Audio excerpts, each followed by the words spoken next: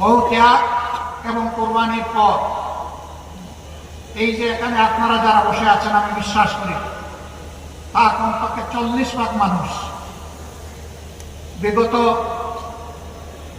তিনটি নির্বাচনে আপনারা ভোট দিতে পারেন নাই। শুধু তা না, জীবনেও একবার ভোট দিতে পারেন নাই।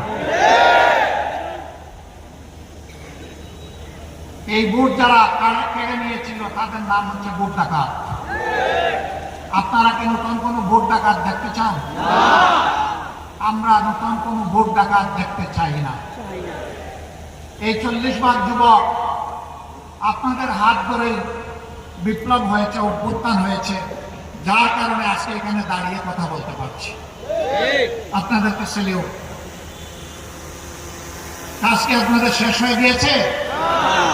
আপনারা যে দুঃশাসন আর দুর্নীতির বিরুদ্ধে, যে বৈষম্যের বিরুদ্ধে রাস্তায় নেমে স্লোগান দিয়েছিলেন, উই ওয়ান্ট জাস্টিস, সেই ন্যায় বিচার কায়েম না হওয়া পর্যন্ত আপনারা কি ঘরে ফিরে যাবেন? অতএব ন্যায় বিচার যাদের হাতে নিশ্চিত হবে,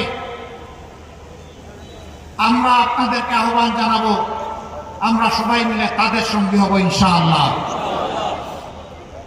যারা নিজেদের দলের লোকদেরকে চাঁদাবাজি, দখল বাণিজ্য, মামলাবাজি, দুর্নীতি, সন্ত্রাস, পাথর মেরে লোক হত্যা, দাড়ি চাপা নিয়ে লোক হত্যা, এগুলো থেকে নিজের কর্মীকে যারা বিরত রাখতে পারবে, আশা করি আগামীর বাংলাদেশ তারা জনগণকে উপহার দিতে পারবে।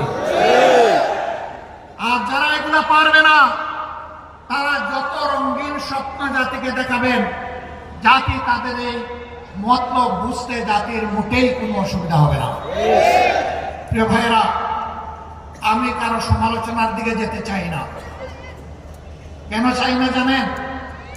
আমি যখন ডান দিকে, বাম দিকে, সামনে, পিছনে চোখ মেলে তাকাই, তখন অন্তত ছোট্ট একটা জায়গাতে গিয়ে শান্তি পাই। যারা ফ্যাসিবাদ কায়েম করেছিল এবং তাদের যারা মূল দোষর ছিল, এখন তাদেরকে দেখতে পাই না। এখন আছেন তারা যারা ফ্যাসিবাদের জাতাকলে পিষ্ট হয়েছিলেন। তাদের প্রতি, সকলের প্রতি আমাদের বিনয়ী অনুরোধ, ফ্যাসিবাদের যে কষ্টটা আমরা আপনারা সকলে ভোগ করেছি, মেহেরবানি করে এই কষ্টটা কেউ আর জনগণকে দিবেন না। কিন্তু এখনো দিচ্ছেন। আমরা দেখতে চাই এগুলো বন্ধ হচ্ছে। যদি বন্ধ না হয়, তাহলে আগামী 12 তারিখ জনগণ 2টা হা ভোট দিবে আর অনেকগুলা না ভোট দিবে ইনশাআল্লাহ।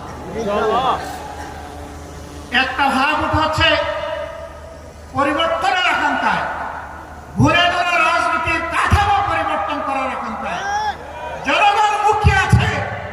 এই জন্য জনগণ গণভোটে হা বলবে ইনশাআল্লাহ। আপনারা কি হা ভোটের পক্ষে লড়াই করে যাবেন? দ্বিতীয় হা হচ্ছে দেশের সার্বভৌমত্ব এবং স্বাধীনতা, শিশু থেকে আবাল বৃদ্ধ বনিতা, মা বোন থেকে শুরু করে ভাই ভাতিজা সবাই, সকলের অধিকার প্রতিষ্ঠিত করার অঙ্গীকার নিয়ে রাস্তায় নেমেছে, মাঠে এসেছে। নির্বাচনী মাঠে 10 দলীয় সমঝোতার জোট। এই 10 দলকে বিজয়ী করার মানে হচ্ছে